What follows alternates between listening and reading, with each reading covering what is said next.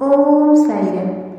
पारु पर्यंत दान धर्म कर, पाप ठारू मध्य दूरेई रुह, देखिब ईश्वरक सान्निध्य पाई पारिब। एपरि चतुरतार सह दान कर जेपरि तुम डाहाण हाथ दान कले बाम हाथ न जाने। एपरिकी तुमे दान देवा कथा जेमिति अन्य केही न जानती। मिछ माया जालरू मुक्ति पाइबार एकमात्र सरल उपाय हेउछि शिरडी साई बाबांकर शरणापन्न होई निजको समर्पी देवा।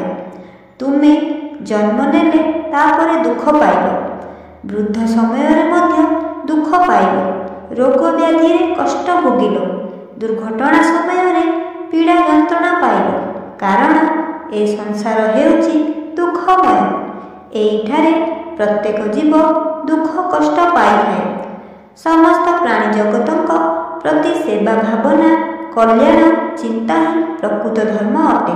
निजे कष्ट सही अन्यर सेवा कर, साहाय्य कर, देखिब ईश्वर तुमर मंगल ही करिवे।